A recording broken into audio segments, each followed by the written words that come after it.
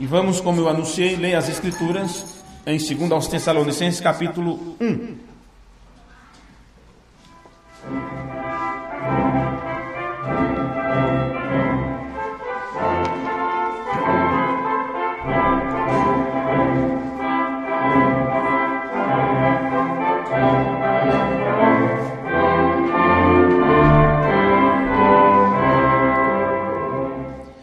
Paulo e Silvano e Timóteo, a igreja dos Tessalonicenses, em Deus, nosso Pai, e no Senhor Jesus Cristo.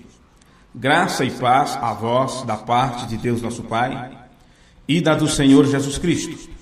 Sempre devemos, irmãos, dar graças a Deus por vós, como é justo, porque a vossa fé cresce muitíssimo, e o amor de cada um de vós aumenta de uns para com os outros, de maneira que nós mesmos nos gloriamos de vós nas igrejas de Deus, por causa da vossa paciência e fé, e em todas as vossas perseguições e aflições que suportais. Prova clara do justo juízo de Deus, para que sejais ávidos por dignos do reino de Deus, pelo qual também padeceis. Se de fato é justo diante de Deus que dê em paga tribulação aos que vos atribulam. Então é Deus quem dá a paga, não você. E a vós que sois atribulados, descanso conosco, quando se manifestar o Senhor Jesus desde o céu, com os anjos do seu poder, como labareda de fogo, tomando vingança dos que não conhecem a Deus e dos que não obedecem ao Evangelho de nosso Senhor Jesus Cristo, os quais por castigo padecerão eterna perdição ante a face do Senhor e a glória do seu poder, quando vier para ser glorificado nos seus santos e para se fazer admirável naquele dia em todos os que creem, porquanto nosso testemunho foi crido entre vós. Por isso também rogamos sempre por vós, para que o nosso Deus vos faça dignos da sua vocação e cumpra todos os desejos da sua bondade e a obra da fé com poder, para que o nome de nosso Senhor Jesus Cristo seja em vós glorificado e vós nele, segundo a graça de nosso Deus e do Senhor Jesus Cristo. Amém. Amém. Oremos. Nosso Senhor, somente a leitura destas Escrituras já é bastante suficiente para irmos para os nossos lares abençoados, se realmente meditemos nisto com fé e com desejo de aprender sobre aquilo que é a Tua Palavra. Mas temos ainda um tempo aqui, Pai, não estamos com pressa, porque já corremos tanto durante a semana, trabalhamos tanto.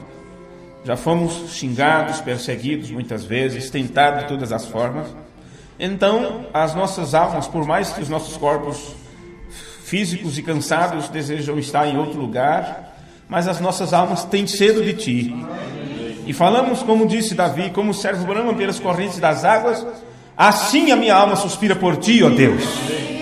Então que nesse instante, Pai, a água da vida seja destilhada desde os céus, do rio da vida que sai, que brota do trono de Deus e do Cordeiro, e que possa fluir através de nós, e assim saciar a nossa sede espiritual, porque Tu disseste que quem cresce em Ti, como diz as Escrituras, rios de água viva fluiriam do seu ventre. Então, Pai, se as águas da vida tratam da Tua palavra, que traz vida e vida eterna, e isto com abundância, então que a Tua palavra caia sobre nós nesse instante, assim como o orvalho vem durante a noite, durante a madrugada, e deixa tudo úmido para que as plantas possam crescer a cada dia mais. Precisamos disso, Senhor, e Te pedimos o nome de Jesus Cristo para a Tua glória. Amém. E amém. Podeis sentar?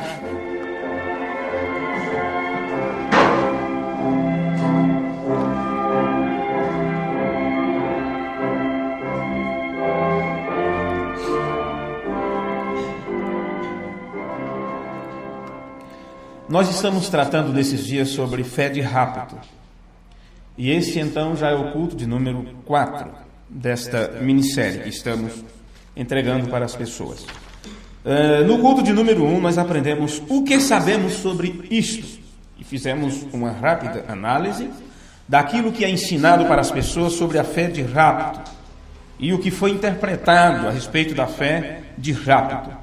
No segundo culto nós falamos onde obter esta fé? Onde obter esta fé? E aí a tua atenção é desviada para tudo aquilo onde você não tinha colocado ela, porque você buscava fé de rápido aonde ela não estava. E você fazia isso porque não sabia o que é, nem quem atrás para a igreja ou para você. Então, no terceiro culto, nós falamos sobre você não pode produzir isto, onde aprendemos que não depende do quanto nós queiramos ter esta fé. Não é teu esforço, não é meu esforço. E onde aprendemos que eu não tenho isto para você, nem você tem para quem quer que seja. É algo que quando Deus dá, Ele entrega unicamente a você. E por mais que você se esforce, você não poderá produzir isto, porque tem algo, tem alguém que traz esta fé, e não depende do que você faça ou do que você não faça. Depende dele fazer para você. Então, hoje nós vamos entrar mais um pouco nesses detalhes e vamos falar sobre focando nos outros. Focando nos outros. Isto vem no sentido de que você, quando você tem um grau, um binóculo, e você quer olhar um determinado ponto, e você não fica olhando para todos os lugares, você quer focalizar em um lugar. Então você ajusta aquilo, ajusta as lentes para enxergar ao longe. E nesse culto nós vamos aprender um pouco sobre isso. Que você, nesta busca, ou neste aprendizado, ou nesta aceitação da fé para ser arrebatado, você precisa focalizar a sua atenção nos outros. Pois bem, vamos aprender um pouquinho sobre isto. E para isto eu preciso voltar para a mensagem do irmão Branham que falamos no último culto, sobre inspiração espiritual. Primeiro quero vos dizer o seguinte, a respeito de fé de rapto. Eu não é minha intenção nessa minissérie de sermão, fazer da fé de rapto aquilo que ela não é. Porque já tentaram fazer isso durante muitos anos nessa mensagem, e até agora as pessoas estão sem saber o que é fé de arrebatamento. Eu não posso lhes dar esta fé. Você não poderá adquirir esta fé de homem nenhum. Não importa se é grande, pequeno, se é apóstolo, se é profeta, se é evangelista, seja o que for. Você não poderá obter esta fé de homem nenhum, de ninguém. Bem, mesmo que a pessoa seja um eleito, um salvo, redimido pelo sangue do Cordeiro, e que seu nome foi colocado no livro da vida do Cordeiro desde antes da fundação do mundo, mesmo assim esta pessoa não pode te dar fé de rapto. Porque se você crê que as 5 virgens prudentes fazem parte da noiva, você crê nisso? Amém? Pois bem, você acha que elas tinham fé de rapto? As 5 virgens prudentes tinham fé de rapto? Bem, talvez você não entendeu a pergunta. Se não tinham fé de rapto, como poderiam elas irem e as virgens nessas ficarem para trás? Então foi isso que nós aprendemos no culto anterior. Nós aprendemos no culto anterior que esta é a razão porque você não pode dar isto para quem quer que seja, porque não é algo que foi você que produziu, não é algo que é teu, não. E as 5 virgens prudentes, William Branham, quando ele pregou o sermão Perguntas e Respostas sobre Gênesis, ele disse que as 5 virgens prudentes, elas tinham fé de rapto, e ele disse que esta fé de rapto era o azeite, que era um tipo de quê? Do Espírito Santo. E elas tinham isto, e elas tinham o suficiente para serem arrebatadas. Mas as 5 virgens necias, as loucas, as que não prestavam atenção nas coisas, as que não ouviam direito, não procuravam entender a questão, o assunto, apesar de estarem caminhando juntos. Lembre-se que as 5 virgens necias, elas estavam também caminhando para encontrar com o esposo, para encontrar com o noivo, e elas não estavam separadas, um aqui e outro ali, elas iam em marcha. Jesus disse, 10 virgens estavam preparando-se para isso, só que 5 eram prudentes e 5 eram tolas. Vê? E quando elas se despertaram todas, quando houve o grito, eis o noivo saiu ao encontro, e elas se despertaram para ir, então um grupo daquelas pessoas percebeu que não tinha o suficiente para ser levada adiante. E o que elas fizeram? Elas então pediram socorro. Elas pediram ajuda. E foram sinceras. honestas em dizer: eu não tenho isto, eu não tenho o Espírito Santo, eu não tenho este azeite, eu não tenho esta fé de rápido. Então começaram a dizer: dá-me um pouco do teu, tenta me dizer sobre estas coisas, me explica mais um pouco sobre isto, abre o meu entendimento para que eu possa saber, para que eu possa entender, porque disto tudo se trata da renovação da nossa mente. Agora, se durante todo o tempo de marcha, se durante todo o tempo de trajetória, se aquele grupo de virgens eram santificadas, separadas e tudo mais, inclusive se elas não se perdem, mas não vão do rapto, ficam para enfrentar a grande tribulação, mas durante todo o tempo de caminhada, será que não deu para elas aprenderem como as outras, e para se prepararem, se programarem, mudar a sua mente, mudar a sua concepção sobre as coisas, e crescer na graça e no conhecimento de Deus? Será que não tiveram tempo? Olha, mas você fala sobre o cansaço, todos estavam cansados, e estamos cansados, as lutas da vida te cansam, os problemas te cansam, é altos e baixos todos os dias. O irmão disse para mim: eu me sinto como, eu sei que eu faço parte daquele grande grupo, e ela disse: eu creio que faço parte do grupo das virgens prudentes. Mas isso não quer dizer que eles não estavam cansados. Elas dormiram, toscanejaram todas, tanto as sábias quanto as loucas. Elas estavam cansadas de tanto verem problemas deste mundo, decepção, perseguição, fadiga, canseira, enfado, enfermidade, todas as coisas. Vai tudo bem, daqui a pouco alguém cai, daqui a pouco alguém tropeça, daqui a pouco alguém te trata mal, e você fica nesse sobe e desce constante, e isso te dá, eu vou chamar de um estresse espiritual. E você começa a clamar: eu quero sair logo daqui. Então, claro que quando o cérebro está cansado e fadigado e tem um colapso muito grande, um colapso nervoso muito tremendo, o que acontece primeiro? Então o cérebro apaga para que teu corpo não sofra, e é por isso que acontece o desmaio, porque o cérebro sabe que você não suportaria aquela pressão, aquele desgosto, aquela dor, aquela tristeza. Vê? É por isso que você desmaia. Então aquilo é como uma fração de segundo, é como se reiniciasse o teu HD mental. Vê? É como se aquilo reiniciasse. Então quando aquilo apaga, alguém vai tentar te reanimar. Já foi o suficiente para que aquilo então passasse tudo, passasse aquele susto. É nessa situação que fica este grupo de 10, de acordo com as parábolas de Jesus. Elas se tornam cansadas, afadigadas, com a luta, com a espera, com a jornada. Então o resultado: todas dormem, todas cansam-se. O resultado é que você não fique cansado, não reclame sobre as coisas, não reclame das lutas e das perseguições sem que antes não tenha recebido o Espírito Santo. Porque se você se cansar, se você querer ir embora daqui, se você querer já ultrapassar ou passar os pés pelas mãos, você poderá então ter o mesmo colapso que elas tiveram e dormir e apagar tudo. Mas lembre-se, mesmo que apague, você vai ser despertado. Porque há um clamor muito grande, há uma apreensão tremenda, e esse clamor é exatamente para te despertar. E quando você despertar e você perceber que não tem o azeite, que não tem o Espírito Santo, não adianta correr atrás de quem tem. E aqueles que tiveram não obtiveram enquanto estavam dormindo, mas no mesmo período de caminhada que as outras tiveram. Então entenda que se aquelas virgens nestas tivessem focalizado o seu pensamento, a ideia, vendo a forma das outras viverem, trabalharem, agirem, conversarem, negociarem, elas teriam aprendido como se comportar e obter a mesma experiência de vida que as outras tiveram. Elas estavam muito voltadas para si mesmas e apenas falando, reclamando sobre suas vidas. É só que você escuta reclamação, reclamação e reclamação, como se nada estivesse bem. Então entenda que Jesus disse a respeito desta parábola, e o William Branham nos ensina que todo o Novo Testamento fala desta hora. Então claro que aquele grupo de 5 e 5 está representando pessoas hoje nesse tempo da revelação de Jesus Cristo. Temos que ser cuidadosos. Estão me acompanhando?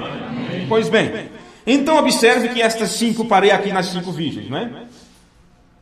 Observe que aquelas que pediram: dá-nos do teu azeite, só agora que elas queriam obter o que as outras tinham.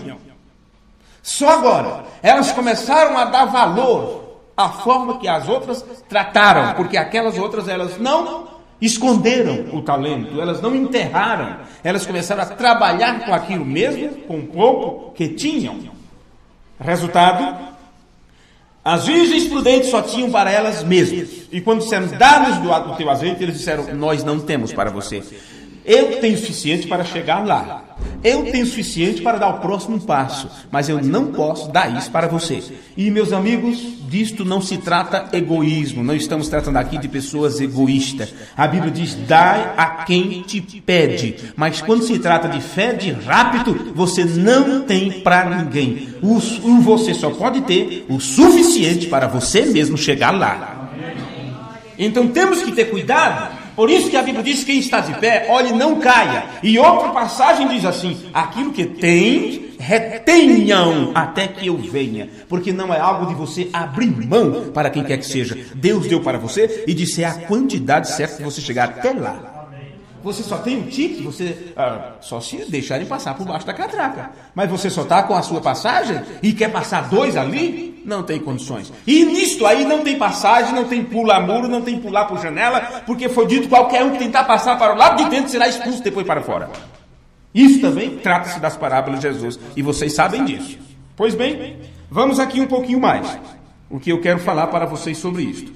O que eu quero fazer, então, para que possamos entender melhor o que é fé de rápido, é olhar as coisas que o mensageiro de Deus disse durante toda a sua trajetória de ensinamento aqui na terra, para aliviar a atenção de algumas pessoas que possam ter, algumas tensões que elas possam ter, por não terem essa fé neste momento.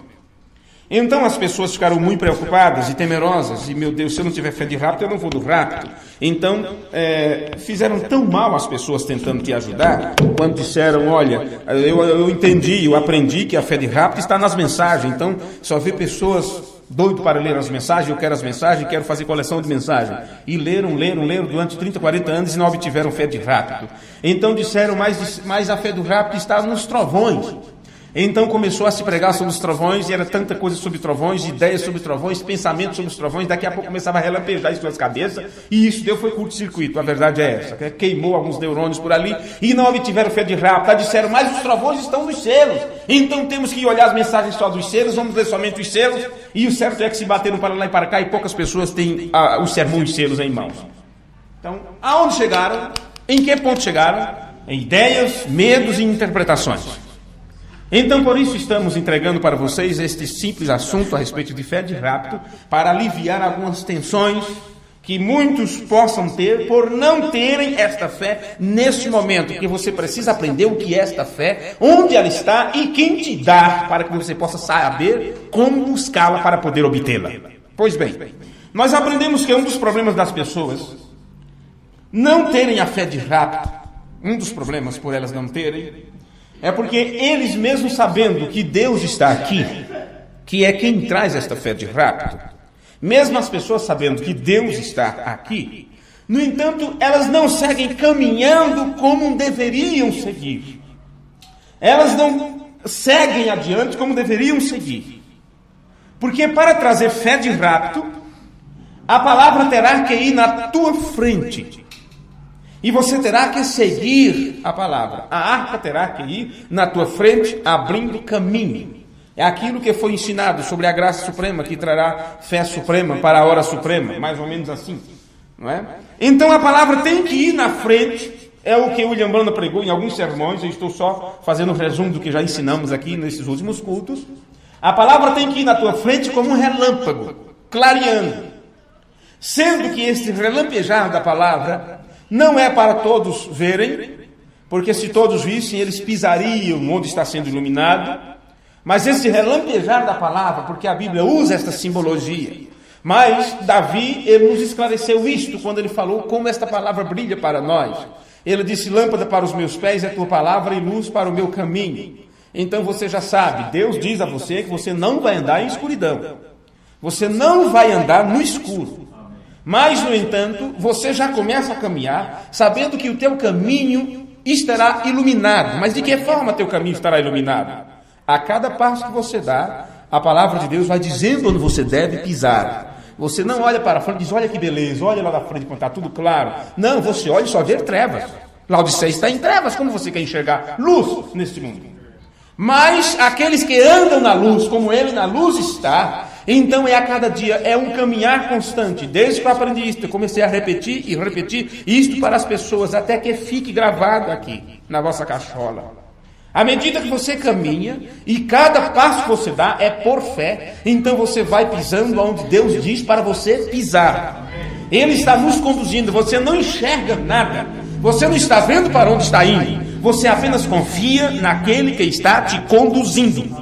Porque o que está te conduzindo foi quem proveu o caminho. Vê? Ele proveu o caminho e é Ele que pode te guiar nesse caminho. Por isso, lembrando, pregou o sermão, o único lugar provido por Deus, ou o caminho provido por Deus. E ele pregou o sermão, o guia. E o guia tem que ir na frente para te conduzir por esse caminho. E cada passo que você dá, você sabe, ele vai te iluminando. Aí você diz, como eu sei que estou pisando no lugar que não é um buraco, que não é um precipício? Como eu sei que estou pisando na luz? Como eu sei?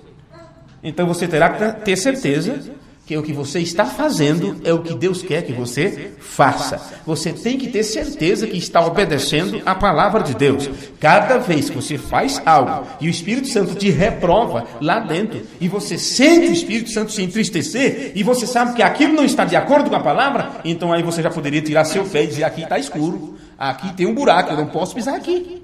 Mas o que acontece? Por as pessoas não se desprenderem desses pensamentos e seguir o conselho e a orientação de Deus, elas começam a caminhar de qualquer jeito, a passos largos, e diz, olha, até é mais fácil de caminhar aqui, e não sabe que está vivendo numa ilusão ótica, mental, espiritual, e quando prestar atenção, estará caído em um poço sem fundo, onde não tem por quem gritar, não adianta gritar por papai, por mamãe, porque pai e mãe não estão ali, não adianta gritar por anjos para lhe segurar, porque não tem anjos ali, não adianta gritar por Jesus, porque Jesus não está ali. Vê?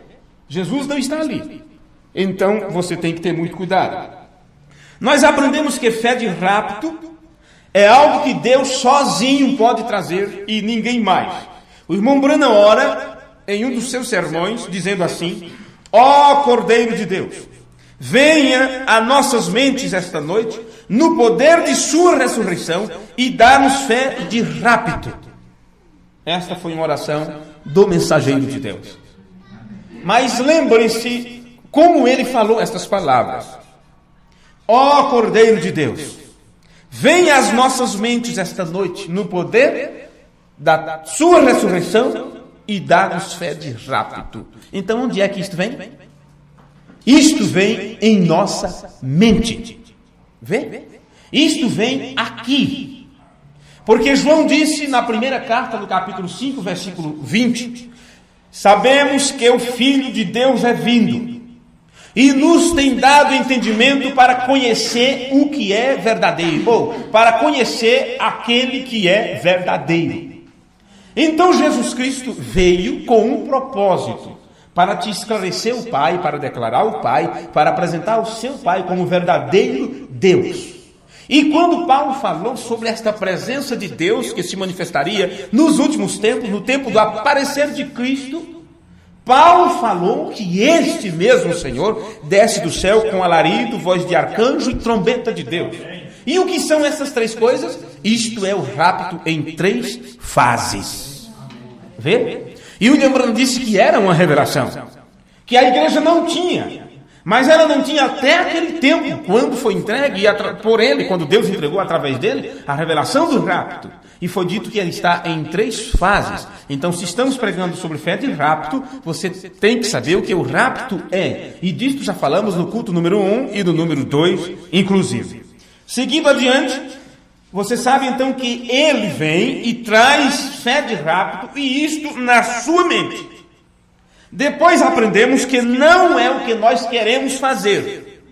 Porque se você sabe que se necessita de fé para ser arrebatado, então claro que automaticamente você não quer ir para o inferno e você vai querer obter esta fé.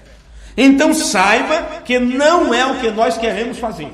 Mas o caso é se nós estamos sendo obedientes a Deus que veio trazer fé de rapto para você. Não é você produzir alguma coisa, é se você está sendo obediente a Deus. Porque William Branham disse, obediência completa a palavra de Deus te dá direito ao quê? Ao Espírito Santo. O que é o Espírito Santo?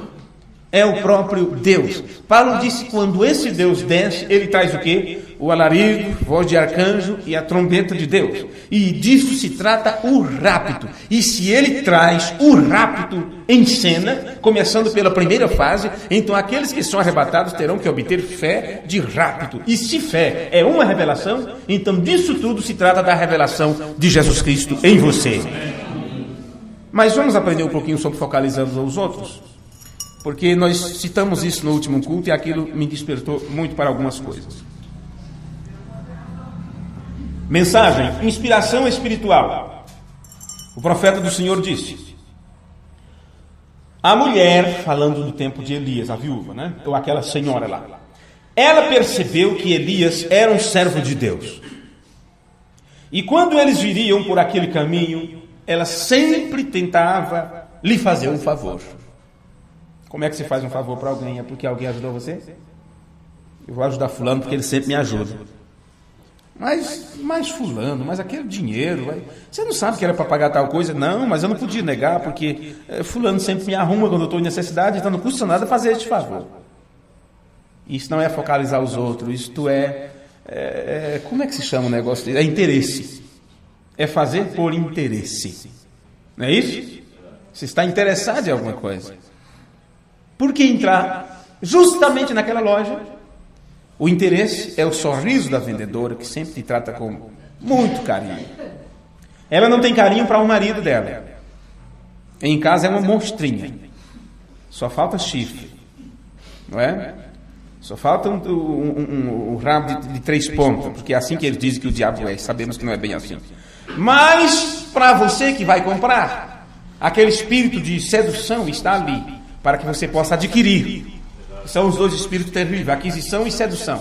Então ele primeiro te seduz para que você possa adquirir as coisas. E você compra nem porque tem necessidade, nem porque está tão necessitado, mas porque você foi seduzido àquilo. Então ela te trata de meu amor, de meu bem, de minha paixão e tudo isso, e todas essas coisas. E os homens também. Então as mulheres se sentem muito bem, porque eles são muito prestativos quando estão ali para lhes apresentar os pares de sapatos, porque fica bem diante dela, bem de frente dela. E eu estou falando aqui das pessoas do mundo, mas levando em consideração que isto é o que está acontecendo no meio do chamado povo de Deus. Porque não diga você que está fora de suspeita, está acima de qualquer suspeita. Nesta hora eu me lembro de uma passagem nas Escrituras, quando Deus falou para um dos seus profetas tomar para si 2 prostitutas e cuidar delas. E as pessoas diziam: como pode aquele homem de Deus vivendo com aquelas prostitutas? E Deus, através daquilo, estava dizendo: esta é a condição que está o povo. Estão nesta situação lastimável. E ele usou o profeta, usou o seu mensageiro, passar por aquela vergonha, por aquela situação, para ver se o povo se apercebia que todos estavam em problemas, em grandes ou em pequenas quantidades. E se pegássemos aqui um caso triste, escabroso, vergonhoso, colocássemos aqui diante um caso julgado, digamos assim, e que todos, tomando conhecimento, poderiam dizer réu de morte, eu diria para qualquer um de vocês, e para mim em primeiro lugar: quem não tenha pecado, comece então a atirar pedras. E eu iria nas ruas da cidade por aí, traria aqui uma caixa de pedra e colocaria aqui do lado. E olhe lá se não tivesse alguém que se levantasse para jogar as primeiras pedras. Porque isso é sempre o que tem acontecido. É sempre o que nós vemos acontecer. Então, às vezes, Deus pega cada coisa, cada exemplo, para mostrar a situação que está o povo, a igreja, o povo em si. Vamos aqui. Aquela mulher percebeu que Eli era um servo de Deus, e quando eles viriam por aquele caminho, ela sempre tentaria lhes fazer um favor. Tentar ser gentil para com ele. E se há algo que devemos ser, é sermos gentis uns com os outros. Eu citei no último culto, vou repetir porque alguns irmãos não estavam aqui, que aquela mulher, quando ela soube que aquele homem era o mensageiro de Deus, e ela percebeu que ele subia e descia morro por aqueles desertos escaldantes, em alguns lugares era apedrejado, em outros lugares zombavam dele, diziam, chamavam ele de doido, de louco, perdeu o juízo, nem família tem, está jogado de um lado para o outro, olha para aí, diz que é homem de Deus, que Deus é este. E aquele velho profeta, quando ele passava cansado por aquele vilarejo ali, aquela mulher disse: eu tenho como aliviar um pouco essa carga desse homem de Deus. Então todas as vezes que ele passava, ela lhe oferecia água, ela lhe oferecia um lanche, ela sempre procurava fazer algo para aliviar a vida daquele homem. Até que ela pensou: eu posso fazer mais por isso. Ela nunca tinha recebido nada em troca. As pessoas que prestavam atenção naquilo poderiam dizer: ela está com segundas intenções. Ela está com segundas intenções. Não é assim? Rapidamente você já diz: onde há fumaça, há fogo. Você nem sabe se tinha fumaça ou se era carvão já, não é? Pois bem, mas o certo é que ela disse: eu posso fazer mais do que isso. Ela preparou um lugarzinho, preparou um quarto, para que quando aquele velho profeta passasse por ali, ele pudesse descansar um pouco. E com aquilo ela estava sendo gentil para com ele. Ela estava usando de gentileza para aquele homem de Deus. Você quer fé de rápido? Então aprenda com aquele que veio, enviado de Deus, para nos dizer como obter fé de rápido. Se é algo que devemos ser, é sermos gentis uns com os outros. Quando você vê um irmão ou uma irmã em falta, sabe o que foi, gente? O gás do irmão Paulo faltou e, sabe, eu tenho que ser gentil com ele. Eu tenho 2 botijões aqui, eu vou emprestar até ele arrumar o dinheiro e eu acho que estou sendo gentil. E lá na frente, quando eu vejo o irmão Paulo zangado, brigando, não fez o que deveria fazer, então eu começo a falar do irmão Paulo e achei que fui gentil demais quando emprestei o gás ou o dinheiro para ele pagar a conta de luz. Você está apenas fazendo um favor para a pessoa. E você sabe que amanhã pode ser recompensado em dobro por aquela mesma pessoa, se ela é uma pessoa agradecida. Mas quando você usa de gentileza, quando você é gentil, na expressão do profeta, ele está indo mais além, ele está mostrando que só pode usar esse tipo de gentileza que ele se refere quem realmente tem amor. Porque a Bíblia diz que o amor cobre multidão de pecado. Então, quando você ama alguém, você não vai querer desenterrar o pecado daquela pessoa. Você não vai querer falar daquela pessoa. Não importa quão errado seja ele, quão errada seja ela. A pior coisa que as mulheres fazem é quando seus maridos estão com problemas, ou erram, ou estão nervosos, ou tudo, e elas começam a falar para todo mundo o problema do seu marido. A pior coisa que os homens fazem é quando a mulher não salga a comida direito, ou a gosto, ou que não lhe está tratando bem, ou só porque dormiu 1 ou 2 noites no sofá. E ele já começa a encher para o mundo inteiro. Amanhã ou depois, quando se acerta, ele não sai contando: olha, já nos acertamos. Mas aquela ruindade que ele contou, aquilo vai, e aquilo passa de boca em boca, daqui a pouco você conhece: olha, fulano é assim, porque a mulher dele mesmo contou. Ciclano é assim, porque o marido dela mesmo contou. Daqui a pouco você esquece daquilo e eu te amo, e ama nada. A Bíblia diz que o amor cobre. Então temos que aprender essas coisas. Deus não leva em conta o tempo da ignorância, mas depois, quando você conhece, então você vai procurar mudar a sua atitude de acordo com aquele novo conhecimento que você recebeu de Deus. Quando você não tem conhecimento sobre uma coisa, você lê aquilo de acordo com o seu conhecimento.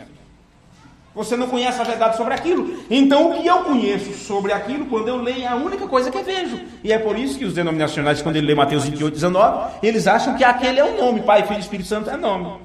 E mesmo quando eles lêem Atos 2,38, eles não sabem a diferença, não vê que é o cumprimento. O batismo continua aquilo que lhe ensinaram lá. Porque ele não tem conhecimento, então ele lê de acordo com o conhecimento que ele tem. Mas uma vez que você se rende à mente de Deus, e Deus muda então a tua mente, a tua compreensão, você vai ter que mudar. Você não vai poder ficar do mesmo jeito. As pessoas me telefonam, as pessoas mandam e-mail, as pessoas fazem pergunta e dizem: mas aqui está assim, mas o irmão fulano está dessa forma, mas o pastor ciclano ele age assim, e não condiz uma doutrina dessa, uma mensagem dessa. E eu vou dizer o que para as pessoas? Eu só posso dizer: eu creio que a mensagem que veio do céu está aqui para nos mudar. Agora, não queira que uma criança comece a trabalhar de enxada, não, que ela vai arrancar ela não vai saber o que é mata ou o que é lavoura, não.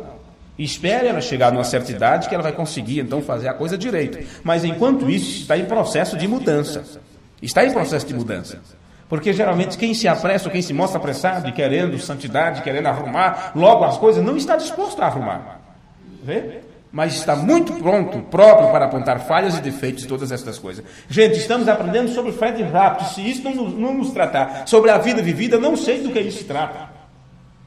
Pois bem, quando você vê um irmão ou uma irmã em falta, jamais cochiche isto com ninguém. Então vamos não estar falando aqui do quilo de açúcar nem da cesta básica, não, viu? Essa gentileza.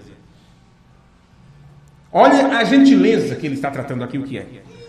O que nós devemos ser é sermos gentis uns com os outros. Que forma de ser gentis é isso? Quando você vê um irmão ou uma irmã em falta, jamais cochiche isto com ninguém. Guarde para si e ore por aquela pessoa. Mas nós não fazemos isso, que vergonha, gente. Primeira coisa, quando você sabe de algo, você quer contar para as pessoas como uma novidade, como se você fosse o jornal daquele que espreme e sai sangue. Você nem precisa espremer, né? Vê? Porque a língua coça, queremos contar aquilo. Porque com isso queremos dizer, olha, não tinhas consideração por fulano? Não tinhas consideração por fulana? Não era elogiado? Não era elogiada? Então com isso eu estou mostrando que aquela pessoa não é tão boa assim, mas eu sou bom. E é por isso que você fala mal dos outros.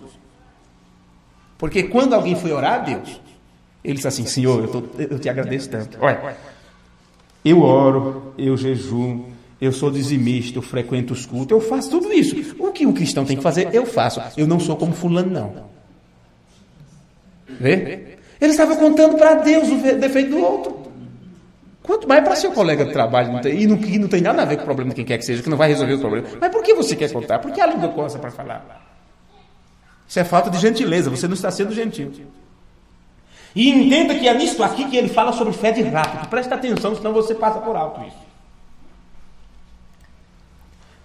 Guarde para si e ore por aquela pessoa. Seja gentil com eles.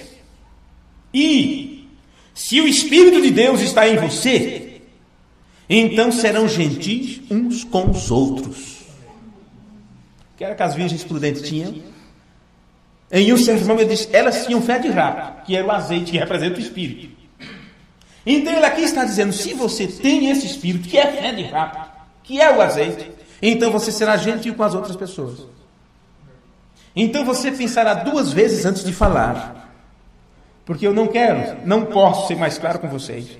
Mas quem disse, eu não faço como fulano fez, eu nunca vou fazer como ciclano fez, Deus me livre de fazer aquilo que fulano fez, hoje está fazendo pior, muito pior.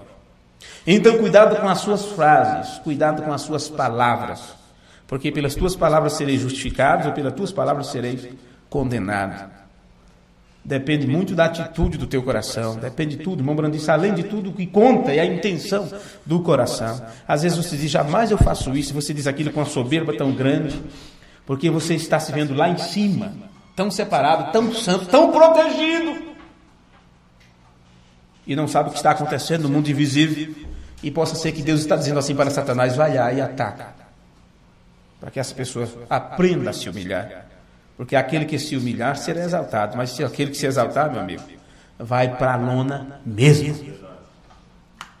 Para que entenda que não depende de você, da sua santidade. Não depende daquilo que você acha que você é. Ou aquilo que você já alcançou. Depende daqueles a quem Deus dispensa misericórdia. E eu já vos disse que se Deus dispensa misericórdia para você, você também será um misericordioso. Então, uma pessoa que tem misericórdia, ela não maltrata, ela não persegue, ela não pisa por cima, ela não difama. Não, senhores. Mesmo que tenha razão para isto. Mesmo que tenha razão. A Bíblia, quando fala sobre nosso irmão maior, diz que ele sendo injuriado, não injuriou. Ele nunca chegou para as pessoas e disse assim, olha, quero apedrejar essa mulher, mas você também é isso, é isso, é isso, é isso. Não, ele ficou quieto, começou a rabiscar na areia os negócios lá. Disse que quem não tem pecado, atira a primeira pedra. Não apontou o dedo para ninguém, não disse, você também, rapaz, você também fez isso, fez aquilo. Aquela era uma manifestação. Nesse tempo do fim, Deus entrou em cena assim, apontando com o dedo. Através do ministério profético. Vê? Ele faz como ele quer fazer. Se o Espírito de Deus está em vocês, então serão gentis uns com os outros. Jesus disse, Eu venho para fazer tua vontade, Pai. Observa isso. Por que ele está falando sobre ser gentil? Por que ele fala sobre o Espírito em você, tornando você uma pessoa gentil? E por que ele fala sobre Jesus, dizendo, eu vim fazer tua vontade, Pai? Porque Jesus, antes dele falar essas coisas, ele primeiro foi cheio com a plenitude do Pai. Então, sendo que o Espírito estava dentro dele e ele se rendeu ao Espírito, não era a vontade do Pai que ele andasse maltratando quem quer que seja. Se o Espírito Santo está em você, não é o desejo do Espírito Santo que você se ensoberbeça e ande maltratando as pessoas ou dizendo tudo que você queira dizer. Veja bem. Nós estamos também nos pontos dos negócios do Mestre, assim como ele estava nos negócios do Pai. E o mesmo Espírito que ele teve de iniciar as obras do Pai e terminar a expiação, para fazer um caminho pelo qual pudéssemos carregar a mensagem, se esse Espírito está em você, você terá as mesmas atitudes para com os outros. Vê? Tentando fazer o que puder para ajudá-los. Não importa quem sejam ou onde estejam, você tentará ajudar a pessoa. Aí isso me pega, não é pelo pé, não é pelo pescoço, viu? Quando pega pelo pé, você ainda puxa para lá e para cá, corre com o outro, pula com o outro. Mas quando pega no pescoço, a primeira coisa é para partir a fala, para que você nem grite. Te deixa sem fôlego. O teu cérebro começa a ficar sem o oxigênio. Na realidade, precisamos disso muitas vezes. Estamos com o cérebro muito irrigado, muito oxigenado, pensamos demais. Corremos demais, lutamos demais, nos preocupamos demais, queremos salvar a pátria, queremos salvar a noiva, queremos salvar as pessoas. Nos preocupamos demais. Às vezes temos que ter realmente uma parada, o cérebro ficar sem oxigenação. Mas aquilo vem problemas? Vem, pode vir até um derrame, talvez seja isso que nós precisamos. É ficarmos com uma parte inutilizada para podermos valorizar, para podermos dar valor. O que é ter as duas partes funcionando? Porque quando tínhamos as duas partes, vamos dizer assim, funcionando, não demos valor àquilo como deveríamos dar. Então Deus te deixa somente com uma e você vai dar tanto valor àquilo. Vai dar tanto valor àquilo. É como um rapaz disse, eu não sei para que serve minha mão esquerda, porque tudo que eu vou fazer com ela eu não consigo. Você já percebeu? Eu pego a tesoura ali, com uma tesoura eu aparo o bigode com uma beleza. Mas se eu pego uma tesoura como essa aqui, ela faz isso e um pelo tão fino, mas não corta. Por quê? Aí para que serve a mão esquerda? E aí a pessoa disse, eu não sei porquê, tudo que eu vou fazer com a mão esquerda eu não consigo fazer direito. Bem, foi para o serviço, chegou lá, foi acidentado, perdeu a mão esquerda. Mas ele começou a sentir tanta falta. Como aquilo fez falta? Porque a mão esquerda ajudava a direita. Não é? Ela é uma ajuda. Às vezes são coisas que é só assim, só para ser uma ajuda. Tem pessoas que passam na tua vida apenas uma vez para ser uma ajuda, e você tem que ser agradecido aquilo pelo resto da sua vida, ou você será um ingrato. Uma ingrata. Vê? É desta forma. Então observe. Se esse Espírito está em você, você terá as mesmas atitudes. Que atitudes? A atitude que Jesus teve. Vê? Para com os outros. Tentando fazer o que puder para ajudá-los. Não importa quem seja ou onde estejam. Você tentará ajudar a pessoa. Amém? É um pouco forte, mas é a verdade. Mambrana reconheceu que você era forte, viu? É um pouco forte, mas é a verdade. Correto. Particularmente, amigos, o tempo veio em que estamos perto do fim. E algo deve ser feito. Não parece que ele está entrando aqui em outro detalhe, em outro assunto? O tempo veio, está no fim, algo deve ser feito. Tudo bem. O senhor estava falando de boas atitudes, de gentileza, de não atingirmos as pessoas com nossas palavras, de não maltratarmos, falar de quem quer que seja, não falar dos erros dos outros. O Senhor nos disse a respeito de ajudar as pessoas, não importa quem seja ou onde esteja, você nunca sabe quem são, e você não vai julgar de acordo com o que você vê. A pessoa pode estar ali matando, fazendo de tudo, mas você não sabe se a predestinação daquela pessoa é que amanhã ou depois ela reconheça que é uma filha ou um filho de Deus. Vê? É complicado isso. Estamos como um fio de navalha, sem sabermos o que fazer sobre isso. Tentando fazer o que se pode fazer para ajudar as pessoas. Aí ele diz, é um pouco forte, mas é a verdade. Então ele agora nos chama para o tempo presente, para esse tempo onde estas coisas duras têm que serem ditas, para que você não seja movido pela sua razão, pela sua imaginação, porque muitas coisas dizem, eu tenho razão, então deixa a sua razão de lado. Deixa a sua razão de lado. Eu tenho razão de bater, eu tenho razão de maltratar, eu tenho razão de xingar, eu tenho razão de não ir, eu tenho razão de não me entregar, de não ceder, de não emprestar. Eu tenho razão de não perdoar, porque já fez tanto mal para mim. Deixa a sua razão de lado. A razão ela estará totalmente ao oposto da sua fé. Vê? Ela estará sempre ao oposto daquilo que é fé. É um pouco forte, mas é a verdade. Amigos, agora isso é uma coisa individual, ele está dizendo, particularmente, amigos. O tempo veio em que estamos perto do fim e algo deve ser feito. Observe, temos de conseguir fé de rápido agorinha. Vê para onde ele levou fé de rápido? Ele nos contou tudo isso antes, para dizer algo deve ser feito. Então agora eu tenho que tomar isso para mim, porque quem tem fé de rápido só tem para si, não pode arrumar para outras pessoas. Então agora eu tenho que tomar isso para mim. Algo deve ser feito. E este algo que deve ser feito, ele relacionou no nosso trato com os outros. A forma que estamos tratando as outras pessoas. E ele não disse que era um bom tratamento para quem é bom para com você. Para aqueles que estão santinhos, que puxa, ninguém pode apontar o dedo contra fulano, ciclano. Não. Primeiro ele falou sobre pessoas que estavam em situações ruins. E ele disse, você não sai fuxicando daquilo, porque seu dever, se você tem um espírito, é interceder por aquela pessoa. Ele disse, vá e secretamente, não fale para ninguém e ore por aquela pessoa. Mas sabe o que acontece? Às vezes até para pedir oração, nós fazemos do jeito errado. Aí, irmão, aí eu encontrei o irmão ali, olha, ele estava no bar, misericórdia, olha, eu quero pedir oração do irmão por ele. Então já contou da situação do irmão, já disse o pecado do irmão, já disse a falta do irmão, já falou um monte do irmão. Para poder pedir oração. E na realidade se pediu oração porque ainda nem orou. Nem orou. E às vezes a oração do justo pode muito ter seus efeitos. Então a pessoa sabe das suas fraquezas, ela sabe da sua incapacidade, ela sabe da sua infelicidade no trato com as coisas, que não está sendo feliz na sua relação com Deus, e sabe que tem que ser feita alguma coisa pelo seu irmão, então ela não vai fazer. Porque ela se acha incapaz de fazer. Ela vai pedir ajuda para outra pessoa, porque quem sabe a outra pessoa terá mais capacidade para orar por aquele caso. Então, resultado, o irmão Branham disse que as pessoas sabem que Deus está aqui, mas, no entanto, não caminham da forma que devem caminhar. É como se ele não estivesse para a pessoa. Porque não procura mudar, não procura se enquadrar para ser ele mesmo a ajuda, para ser ela mesma aquela que pega a carga e leva adiante. Sempre procurará nos outros a ajuda necessária e com isto ela está perdendo muito por não fazer, por não ter atitude de gentileza e ela mesma ir na frente e fazer aquilo que deve ser feito. Então, lembrando disso, temos que algo deve ser feito. Observe, temos de conseguir fé de rápido agorinha. Eu creio nisso. E depois de amanhã à noite, eu quero que vocês reflitam sobre isto quando eu falar da segunda vinda e que veja o quão perto ela está. Nós estamos aprendendo sobre esses termos, sobre fé de rápido. Isso 10 anos antes do irmão Branham pregar sobre os selos.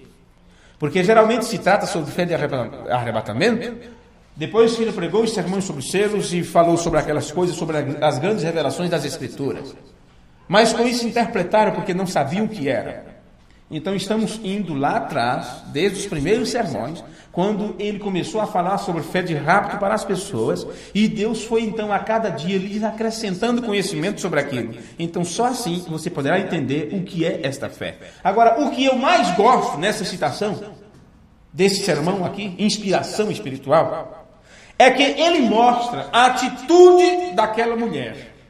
Logo no início da citação, lembra a mulher lá que deu água, deu o lugarzinho para o profeta dormir, para aliviar um pouco o cansaço, a vida fadigada dele?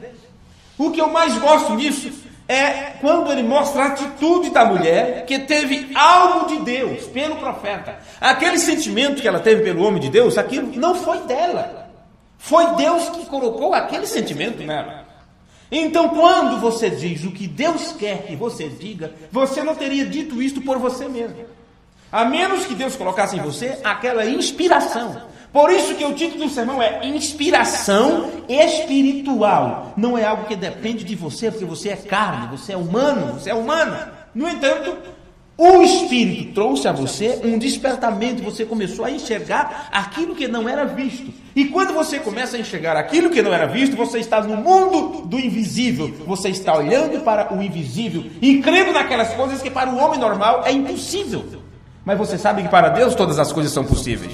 Vê? Então ela teve a atitude da parte de Deus para aquele profeta. Porque ela tinha respeito adequado.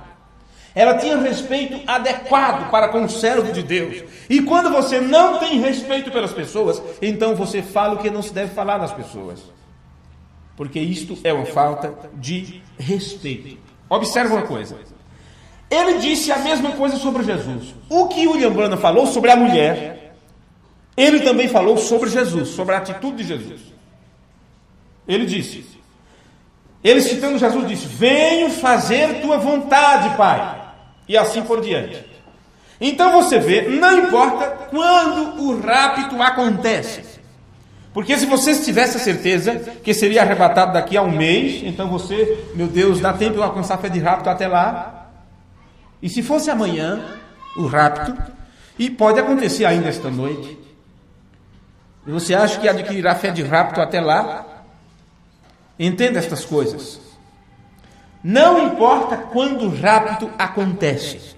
Não importa. Possa ser daqui a 10 anos. Possa ser daqui a 100 anos. Não importa se há tanto tempo atrás o William Branham disse que o tempo estava fundindo-se com a eternidade. Quanto tempo na nossa contagem de tempo acontecerá para que haja a fundição? Ele se está foide, acho que é assim a pronúncia. Fade, obrigado, fade, que é um fechar e abrir diferentemente. Então aquilo entrelaça-se as coisas. Quando puxa já é outra coisa, totalmente diferente. O tempo está fundindo-se com a eternidade. Bem, desde quando está acontecendo? Desde que o Eterno desceu aqui. Desde que o Eterno veio ao tempo, veio à terra. Vê? Colocando todas as coisas debaixo dos pés de Jesus Cristo. Agora, se William Branham, depois de sua partida, mostrando o que aconteceu no tempo de Moisés e Josué, que o profeta Moisés saindo de cena, Deus continuou a trabalhando, o pilar de fogo continuou a trabalhando no ministério de Josué, então a mesma coisa acontece depois de William Branham, e ele disse que o que viesse depois daria a introdução ao milênio. Vê? Por isso ele disse, eu creio que por volta de 77 se estará dando, ou se dará a introdução ao reino milenial. E isso tem acontecido. A introdução do milênio está bem diante de nós. A introdução do reino milenial está bem diante de nós. Isso está acontecendo hoje. Vocês precisam entender isto. Não sei quanto tempo acontecerá, teremos ainda por diante. Não se preocupe com a idade ou com a contagem da era. Se Laodiceia é a menor das eras, não se preocupe com a contagem de 1906, quando acabou, quando foi que ultrapassou as outras. Eu não quero saber disso. Eu não estou mais em Laodiceia, acabou para mim. Eu estou fora disso. Estamos em um outro estágio, estamos em uma outra era. E para essa outra era não se tem contagem de tempo, porque voltou ao oitavo. E o oitavo aponta para a eternidade. Vê? É desta forma. Então não importa quando o rapto acontece. Alguns de vocês, quem sabe, uma boa parte de nós, gostaria que acontecesse agora. Outros, quando você vê uma pessoa dizer, oh meu Deus, se Jesus viesse me buscar logo. Sabe o que está acontecendo com essa pessoa?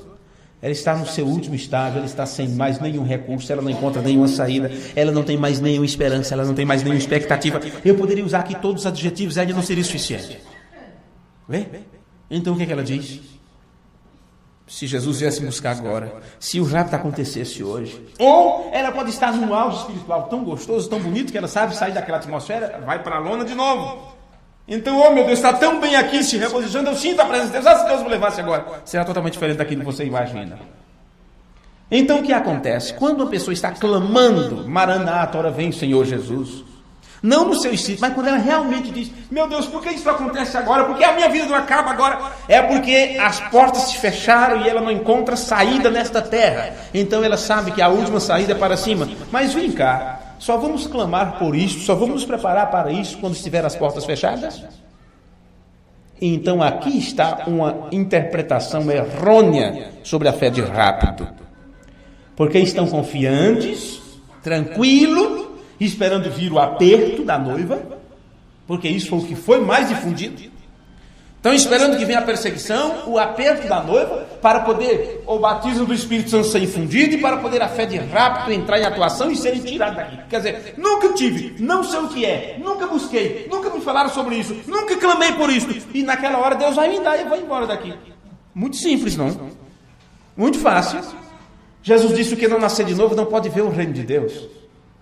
E esse ver significa entender. Disse o profeta do Senhor. Não, meus amigos. É diferente a coisa. Isso tem que estar em você. Para na hora do aperto, você poder sair daqui. Não é questão de você não ter mais nenhum recurso. Eu quero ser crente agora. É assim que as igrejas estão cheias. Não encontrei saída nas drogas, não encontrei saída na bebida, me acabei de cigarro, acabei tudo que tinha, aí eu vou para a igreja. Poucos chegarão lá do outro lado por esse motivo, por causa disso. Mas quando você pode estar rico, milionário, sem nenhum problema emocional, físico, seja o que for. Mas se você é filho de Deus, o Espírito Santo vai lá e você daqui a pouco diz, escuta, o que é que eu estou fazendo aqui?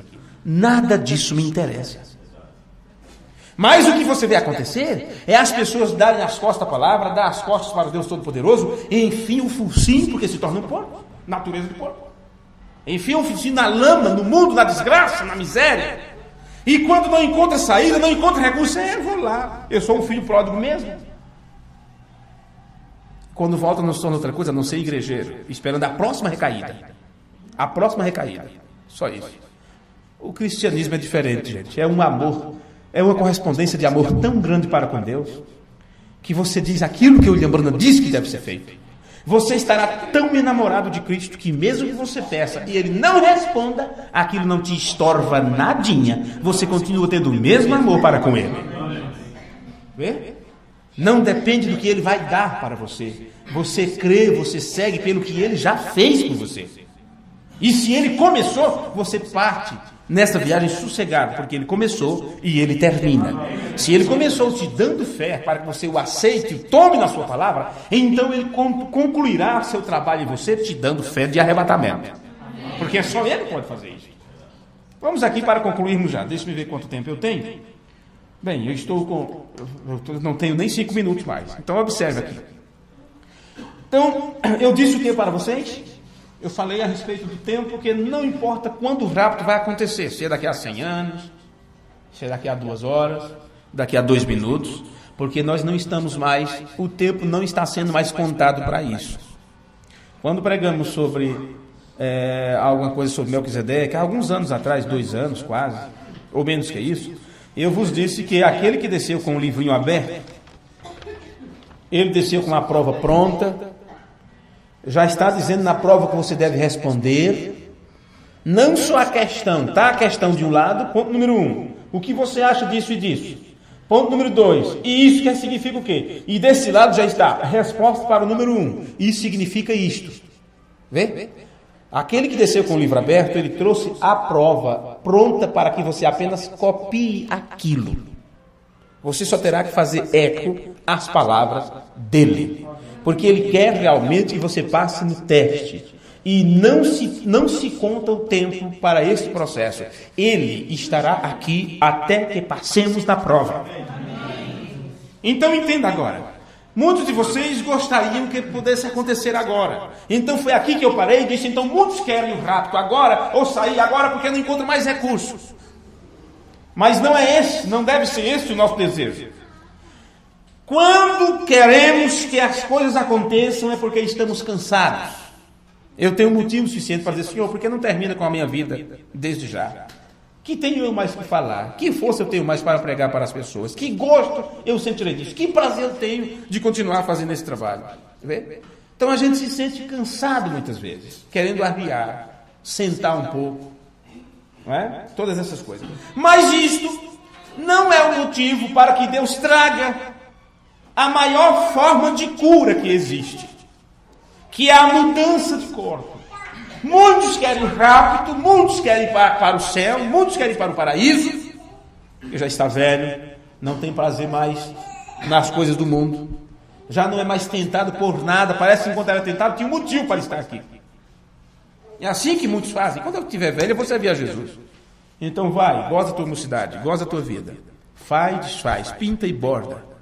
Faz o que der na telha. Telha fala de cobertura, né? De telhado, então da cabeça, a parte de cima, de mente. Faz o que der na tua mente.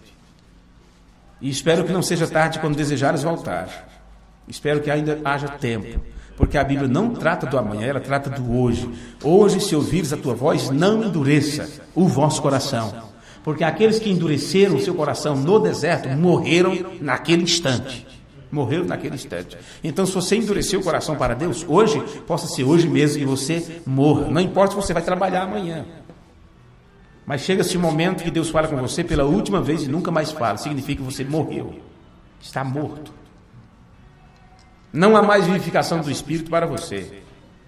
É complicado estas coisas. Mas, meus irmãos, não é só porque você só vê enfermidade, doença, perseguição, miséria por aí afora. Não é só por isso que Deus vai atender seu clamor, seu pedido. Para que saia tudo agora, que aconteça tudo agora. A maior forma de cura, a cura mais alta, que a terra já presenciou, será de uma forma que será até imperceptível para eles. É a mudança de corpo. E Deus não vai trazer a mudança de corpo, viu, irmão Manuel, só porque você está cansadinho agora. Não é por isso que Ele vai trazer agora a mudança de corpo para você. Né? Irmão Rubens, já uma semana inteira meio doente, aquela coisa toda. Não é por isso, não é só porque o irmão está necessitado que Deus vai trazer a mudança de corpo para ele agora. E ele voltar a ser um jovem. Não é só porque estamos com problemas, passando por tentações, e até clamemos como Paulo, miserável homem que sou, como posso escapar desse corpo de morte? O que faço com esse corpo de morte? Quero fazer o bem, o mal está comigo. Quero seguir por ali, mas as pernas vão para o outro lado. O que devo fazer? Não é só porque você está cansado, triste com essa vida, que Ele vai trazer isso agora. Eu vou te dizer porque você está cansado. Eu vou te dizer porque às vezes eu reclamo. Eu vou te dizer porque às vezes nós nos sentimos tão ruins nesta vida, tão tristes, tão acabados nesta vida. O segredo é este, o caso é este. É porque nós estamos focando nossa atenção em nós mesmos. Você tem focalizado tudo em você. Você só pensa nos seus problemas. Você não liga para os problemas dos outros. Você diz que liga. E eu disse há uns dias aí para um casal. Quando vocês vinham aqui, vocês falavam do problema de vocês. Eu tinha que ouvir todo o tempo o problema de vocês.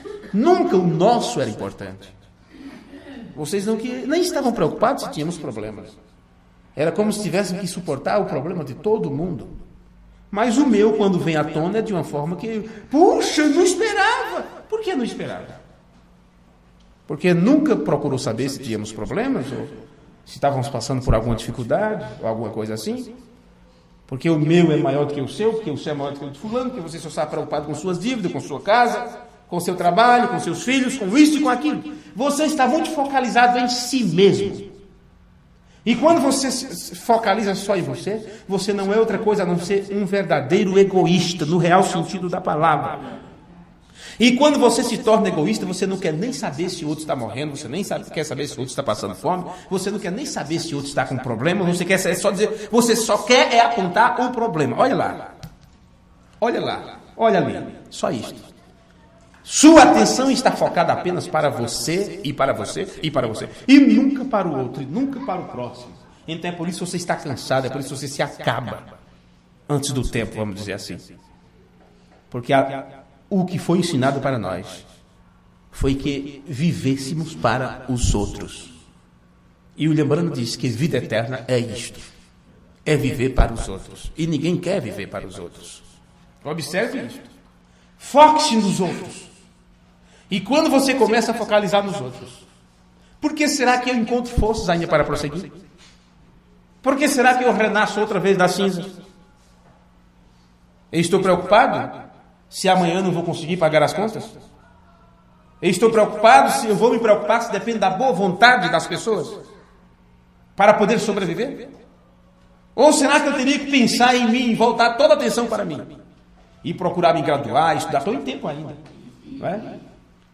E encontrar um serviço melhor, macio, maneiro, ganhando bem, para ter uma boa vida, para poder dar uma boa vida para a minha família. É isso que todos fazem. É isso que qualquer um pode fazer. Mas quem vai focalizar também nos outros? Então entenda isto. Quando você focaliza nos outros, Deus te dá uma energia que você não imaginaria que poderia ter. Observe o que o William Branham disse. Eu já disse isso agora, citei, mas talvez você não prestou atenção. E agora você vai prestar mais um pouquinho. O mesmo espírito que ele teve de iniciar as obras do Pai e terminar a expiação. O que é que ele está dizendo aqui? Ele está dizendo assim, olha, Jesus não focalizou em si próprio. Jesus focalizou nos outros. Ele ficava tão cansado que ele tinha que entrar num barco para ensinar de dentro do mar, da multidão, tanta que necessitava de cura e de virtude saía dele.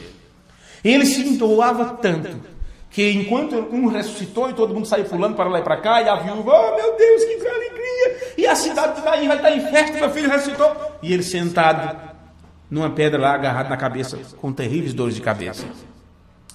Vê? Então observe o que William Branham diz aqui. O mesmo espírito que ele teve de iniciar as obras do Pai e terminar a expiação para fazer um caminho pelo qual pudéssemos carregar a mensagem, se esse espírito está em você, você terá as mesmas atitudes para com os outros, tentando fazer o que puder para ajudá-los. Não importa quem seja ou onde esteja, você tentará ajudar pessoas. Vamos colocar de pé? E assim nós concluímos este culto, agradecendo a atenção dos irmãos presentes, agradecendo a atenção dos irmãos que estão em sintonia conosco através do nosso portal, pela internet, e sabendo nós que esse não é o trabalho de um só homem, mas o esforço de uma equipe de crentes a serviço de Deus e de seus filhos, quero terminar citando para vocês as palavras do mensageiro de Deus para o tempo do fim, William Marion Branham, no sermão Perguntas e Respostas sobre o Espírito Santo. Ele disse: logo a vinda do Senhor Jesus, e temos de ter fé de rápido em uma igreja que pode ser mudada em um momento e em um piscar de olhos para sair, ou não iremos, mas não se preocupe, ela estará lá. Amém. Deus Pai Todo-Poderoso, Criador dos céus e da terra, doador de todo dom perfeito, de toda boa obra, de tudo aquilo que é justo e bom, nós, humildemente diante de Ti, pedimos perdão por nossos pecados, e depois de ouvirmos coisas como esta, Senhor, nós ficamos alegres por o Senhor tratar conosco, ficamos tristes por não termos cumprido com os nossos deveres como deveríamos cumprir, e então sentimos o Espírito Santo compungindo os nossos corações, pedimos então perdão e misericórdia para as nossas vidas. Tenha misericórdia, Senhor, do nosso linguajar, das nossas brincadeiras, das nossas conversas, dos nossos pensamentos. Unge-nos com o Teu Espírito Santo e dá-nos uma inspiração espiritual para que possamos fazer aquilo que é a Tua vontade. Ajuda cada um de nós, Senhor, e que a fé que há nesses corações e a confiança que eles têm naquilo que foi ensinado, que isto possa trazer libertação para as suas almas, para seus corpos físicos e mortais, e que haja cura para o físico e para a alma também. Levanta-nos, ó Deus, a cada dia. Dá-nos uma semana na Tua presença, Senhor, no trabalho, nas coisas que vamos fazer e realizar, nos nossos afazeres domésticos, no dia a dia, tudo o que formos fazer, Pai, queremos estar sobre a Tua guarda, sobre a Tua perfeita vontade, que os Teus olhos estejam sobre nós e que os Teus anjos possam estar ao nosso redor, mas para isso sabemos que temos de estar sempre confiando e temendo ao Senhor. Que a fé de rapto, que a fé do próprio Deus, que somente o Espírito Santo pode dar, que possa estar conosco uma vez que caminhamos na Tua Palavra, e se caminhamos na Palavra porque temos o Espírito, e se temos o Espírito, temos azeite para chegar do outro lado. No nome de Jesus, o Teu Filho, nós oramos e Te pedimos. Amém. Amém. Deus os abençoe. Deus os guarde. Muito obrigado, vocês que vieram. Orem por nós.